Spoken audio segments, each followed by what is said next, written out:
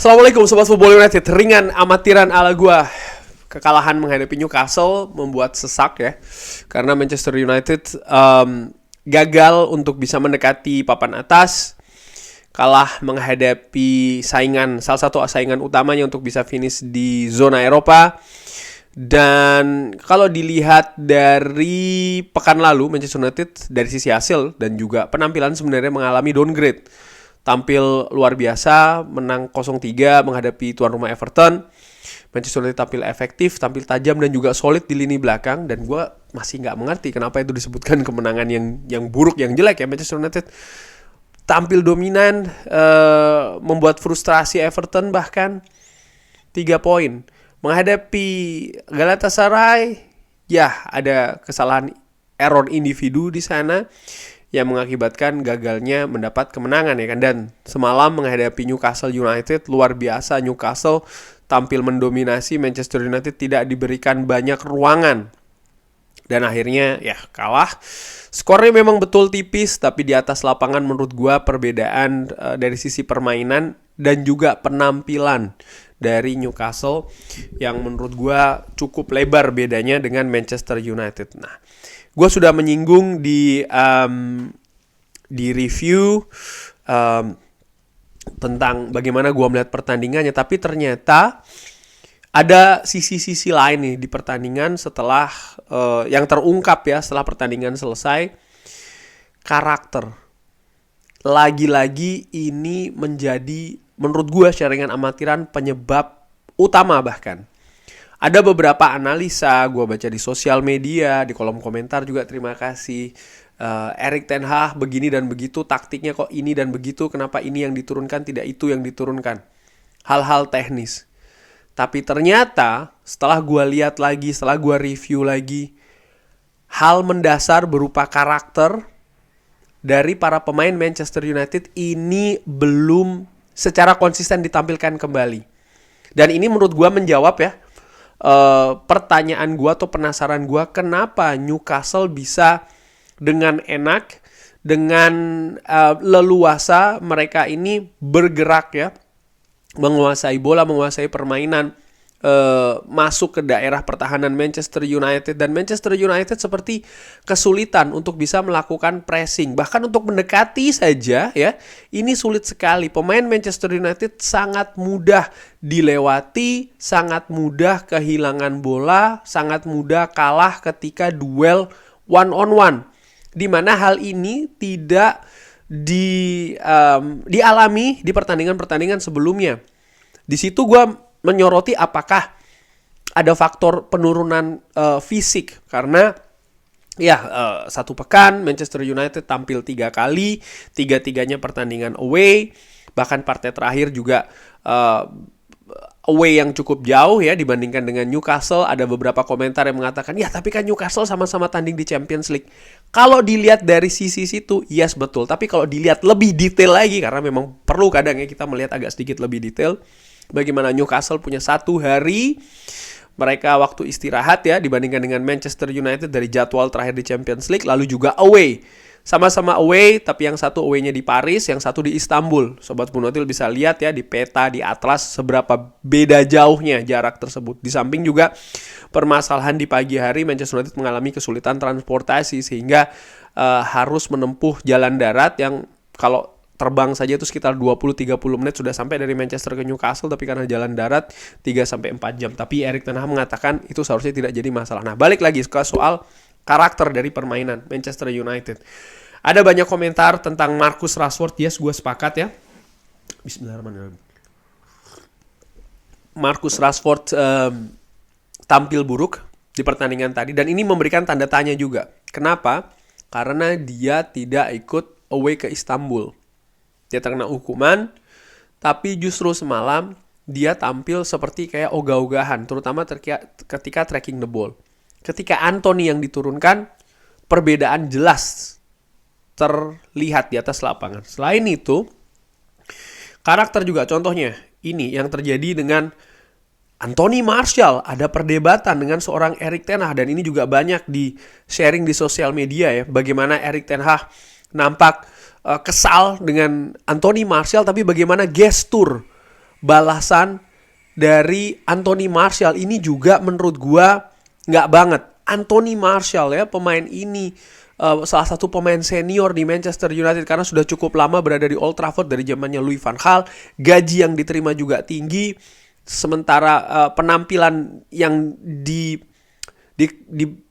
ditunjukkan ya dari sisi kuantitas, dari sisi menit bermain dulu tidak banyak dari musim lalu, terlalu sering cedera. Musim ini pun juga demikian. Tapi ketika dia menerima kritik di atas lapangan ya, instruksi, lihat gesturnya sekali lagi ini menunjukkan karakter ya kan.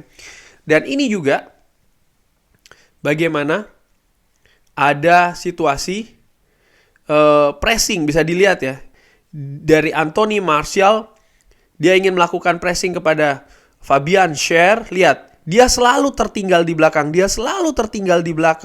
Padahal Fabian Schär juga bukan pemain yang memiliki kecepatan yang tinggi, tapi bagaimana keinginan, willingness atau ya daya juang ya dari pemain, dalam hal ini adalah Anthony Martial, untuk melakukan pressing itu tidak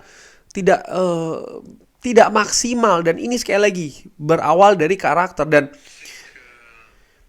ini mengingatkan gue juga ada wawancara dengan dengan Jose Mourinho.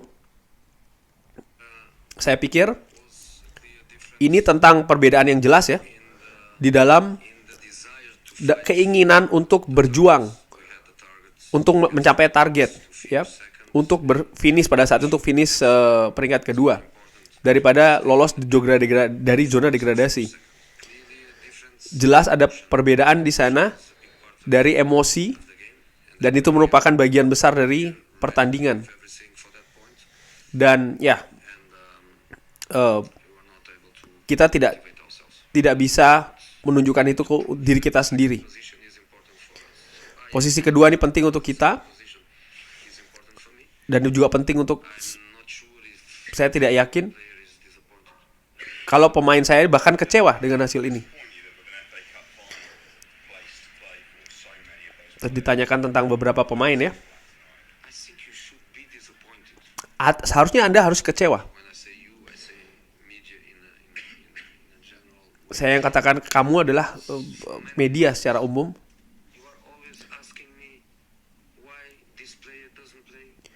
Karena selalu Anda tanyakan kenapa pemain ini tidak ingin bermain, kenapa pemain itu tidak bermain, kenapa selalu Lukaku, kenapa selalu pemain ini. Karena harusnya Anda kecewa. Karena mungkin saya mengetahui pemain saya lebih baik daripada kalian semua, artinya dari media ya. Dengan pertanyaan ini, intinya adalah hal ini terkait dengan karakter. Kenapa pemain ini tidak 100% ingin bermain di Manchester United, atau ya menunjukkan karakter yang bagus lah ya, katakanlah demikian ya, selevel pemain yang ada di Manchester United. Problem ini sudah ada di Manchester United sebelum Erik ten Hag datang. Di zamannya Ole Gunnar Solskjaer sama. Kita lihat bagaimana Sobat Football United mungkin bisa di-remind sedikit ya ingatannya ketika musim-musim terakhir dari, atau periode-periode terakhir dari Ole Gunnar Solskjaer, dari Jose Mourinho, pelatih sekaliber Jose Mourinho, bergelimang trofi luar biasa apa yang diraih, banyak pengalaman juga ya di sepak bola Eropa, mengeluhkan hal yang sama. Dan Erik ten Hag tahu betul ini yang ingin dia perbaiki. Dan ternyata untuk memperbaiki ini tidak cukup satu musim. Ini lagi. Ini adalah passing network ya. Bagaimana hubungan passing ya yang terjalin. Perbedaan bisa dilihat Sobat Football United antara Newcastle dan Manchester United. Lihat, Newcastle, jarak itu sangat dekat. Mereka sangat enak sekali memainkan umpan-umpan dekat. Sementara jarak dari Manchester United, lihat, jarak pemain belakang dan pemain tengah maupun pemain depan terlalu jauh. Kenapa ini bisa terjadi? Menurut gua, kemauan untuk menjemput bola. Ya. Jadi ketika pemain Manchester United build up dari belakang, sering sekali terlihat hanya pemain belakang saja nih, pemain tengahnya nggak jemput. Kalaupun ada yang jemput ya satu pemain, dan pemain ini sudah dikerubuti oleh pemain tengah Newcastle yang lain. Tidak ada bala bantuan lagi. Jadi seperti kayak bermain sendiri-sendiri. Dan ini menurut gua karakter yang buruk yang terjadi di atas lapangan. Lalu, ini juga analisa gua terkait dengan proses gol yang tercipta. Ini adalah bisa dilihat ya, ini bola dari Guimaraes. Gua kasih kotak di sana di tengah situ. Guimaraes dikawal oleh dua pemain Manchester United. Jadi ini setelah ini adalah setelah Garnacho kehilangan bola tentu saja ya, dan ini ada sentuhan dari Guimaraes ke kanan, lalu ada crossing dan boom, gol. Bisa dilihat itu. Ada dua pemain di depan Guimaraes, yaitu adalah Kobbie Mainoo dan juga Luke Shaw. Tapi lihat, ada space yang diberikan kepada seorang Bruno Guimaraes yang memiliki skill yang luar biasa. Lalu seorang Diogo Dalot terpancing karena di situ ada satu pemain ya, Alexander Isak kalau tidak salah, yang berusaha untuk dikawal oleh dia. Dan ini memberikan pemain Trippier terlalu leluasa tuh di sebelah kanan. Pemain yang harusnya tracking the ball, mengawal. Siapa? Alejandro Garnacho. Lihat posisinya. Terlalu jauh. Dan juga lihat, Garnacho tidak melihat ke arah Trippier, tapi yang justru dia melihat ke arah Guimaraes. Gelandang bertahan yang lain, Scott McTominay, justru sibuk mengawal wasit. Lihat itu, lingkaran ya. Lalu Harry Maguire menurut gua satu-satunya pemain dengan posisi yang paling tepat. Ada di tengah tuh lingkaran kuning. Sementara Aaron Wan-Bissaka yang tadinya dia unggul posisi dibandingkan dengan Anthony Gordon, dengan sekejap dia bisa tertinggal. Ya, karena dia tidak fokus. Akibatnya apa? Anthony Gordon dengan leluasa melesakkan gol ke gawang Andre Onana. Kenapa ini bisa terjadi? Kekacauan di skema ini, menurut gua, karakter dari pemain Manchester United. Mereka tidak menyatu, mereka sendiri-sendiri, mereka tercerai-berai. Sehingga sangat mudah di proses gol Newcastle yang juga prosesnya sangat cepat itu, ya mereka mampu menjebol gawang dari Andre Onana. Dan setelahnya menurut mereka sudah cukup. Itu yang mereka butuhkan. Gol 3 poin. Dan juga karakter dari pemain Manchester United ya. Yang gue seperti biasa, ketika Manchester United tertinggal, yang ingin gue saksikan adalah reaksi di atas lapangan. Karena apa? Gue perhatikan betul, di zaman Sir Alex Ferguson, karakter itu muncul. Sehingga ketika Manchester United tertinggal 1-0 atau bahkan 2-0, keinginan pemain untuk membalikan situasi keadaan itu ada dan sering terjadi. Terakhir kali gue lihat ya, karakter-karakter seperti ini, itu terjadi di zamannya Ole Gunnar Solskjaer. Gue melihat ada sedikit replika di sana, ya, tidak secara identik, tapi ada di sana. Mentalitas pemain, mereka bermain tidak bagus, yes, tapi mereka tetap ingin menang. Mereka, sekali lagi ya, poinnya adalah mereka bermain tidak bagus, tapi mereka tetap ingin menang. Tadi malam itu tidak terlihat. Mereka bermain buruk dan mereka tampaknya tidak peduli dengan hasil. Sangat mengecewakan. Gue tidak mengatakan semua pemain, karena di atas lapangan gue tetap melihat ada beberapa individu-individu yang mereka tetap berusaha nih ya, supaya ya Manchester United mendapatkan hasil yang maksimal. Tapi sepak bola adalah permainan tim. Permainan tim. Harus secara bersama-sama. Dan sekali lagi, pembentukan karakter ini tugas yang menurut gua masih menjadi PR besar dari Erik ten Hag. Tanpa karakter, lupakan soal masalah taktik strategi. Mau taktiknya sejitu apa, mau strateginya serapi apa, tanpa karakter yang ditunjukkan di atas lapangan, ya, semangat juang, merasa betul bahwa mereka bermain untuk Manchester United, tidak ada artinya, tidak akan bisa diimplementasi.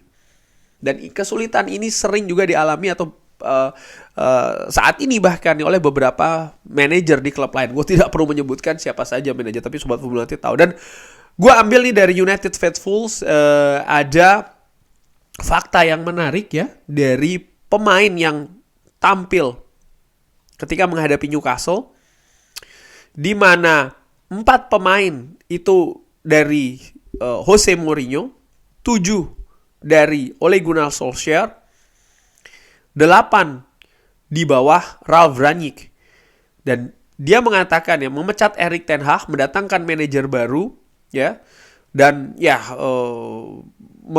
memperoleh bounce ataupun kebangkitan dari manajer baru, lalu memberikan kontrak baru, ada penurunan lagi, pecat manajer lagi, dan itu akan dilakukan ya.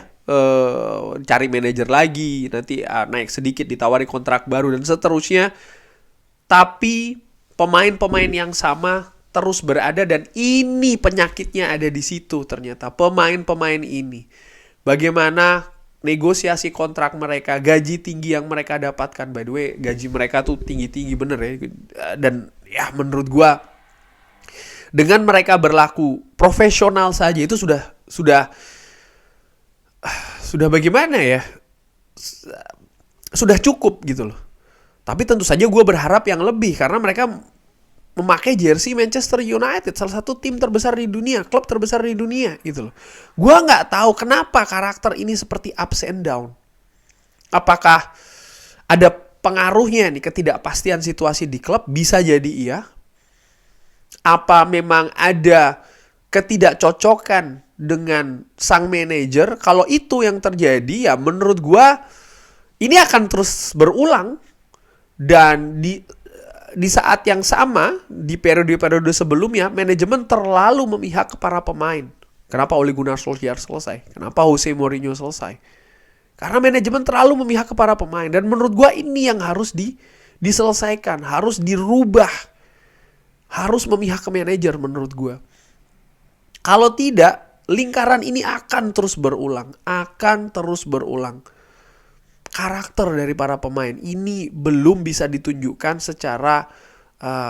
secara berkelanjutan, ya, secara konsisten, dan ternyata ini menurut gua penyakit utamanya. Erik ten Hag pernah memainkan sepak bola yang bagus ketika di Manchester United, walaupun banyak yang mengatakan ya jelek terus segala macam. Menurut gua itu tidak realistis. Coba deh dilihat highlights-nya saja lah dari satu pertandingan ke pertandingan lagi. Kalau melihat pertandingan utuh itu terlalu sulit, ya tidak punya waktu. Berusaha untuk lebih fair. Ada beberapa periode, ada beberapa pertandingan bahkan Manchester United tampil luar biasa di musim lalu dan juga musim ini, tapi belum secara konsisten.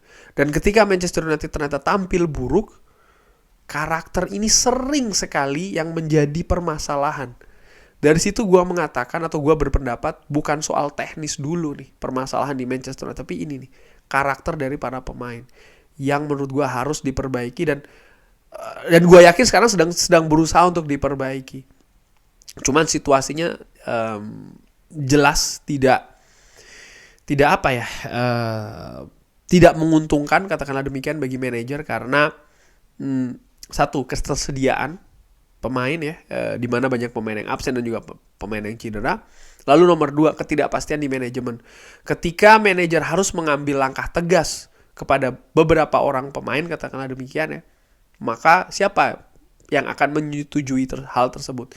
Ini kan juga harus diketahui dan bahkan disepakati, disetujui juga oleh manajemen, yang sampai saat ini situasinya masih belum pasti.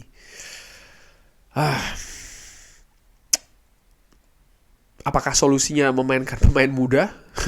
Mungkin itu dulu yang bisa ditampilkan, walaupun ada resiko. Karena tentu saja mereka dari sisi kemampuan, dari sisi pengalaman, belum, menurut gue ya, banyak yang belum bisa secara konsisten tampil di level tinggi yang seharusnya ditampilkan.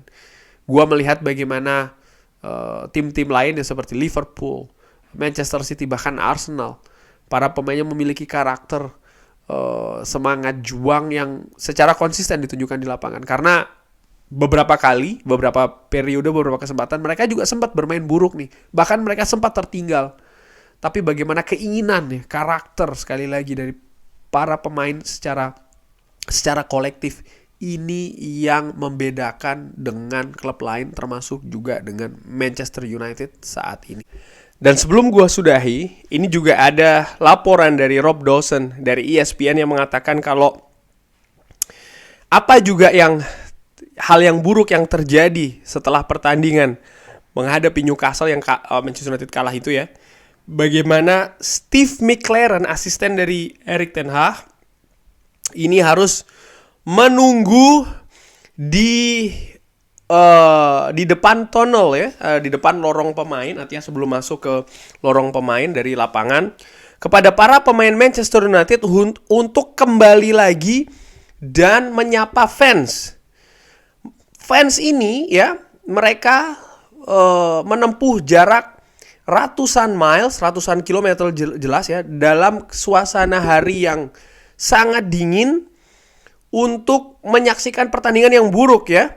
Dan mereka bahkan tidak mendapatkan sapaan atau clapping dari para pemain Manchester United. Ini merupakan hal yang buruk. Ini juga ada kaitannya dengan karakter mental pemain Manchester United. Mereka bermain untuk siapa ya? Hal ini gue sudah saksikan secara langsung di Anfield musim lalu ketika Manchester United kalah sangat memalukan. Para pemain harus diajak oleh Steve McLaren menyapa away fans. Kalah, yes kalah, tapi ya mereka juga harus berhadapan dengan fans gitu loh. Ada apa ya? Mereka harus mengapresiasi dukungan. Ini kan tidak dilakukan. Dan hal seperti ini menjadi detail-detail juga yang diperbaiki oleh Sir Alex Ferguson, dirasakan, dan juga Sir Alex Ferguson memberikan tindakan terhadap hal tersebut. Dan ternyata ini masih terjadi. Dan menurut gue ini menunjukkan betul bagaimana ya inilah permasalahan sebenarnya saat ini di Manchester United. Karakter dari para pemain Manchester United itu sendiri, mereka belum bisa secara konsisten ya menunjukkan bahwa ya mereka adalah pemain Manchester United. Fans itu merupakan bagian stakeholders dari sebuah klub, di mana ada pemilik, manajemen, lalu ada pemain, dan juga jangan lupa ada fans. Kurang lebih demikian. Bagaimana menurut Sobat Football United? Ada tanggapan seperti biasa, drop di kolom komen. Terima kasih sudah menyaksikan. Jangan lupa like, subscribe. Wassalamualaikum warahmatullahi wabarakatuh.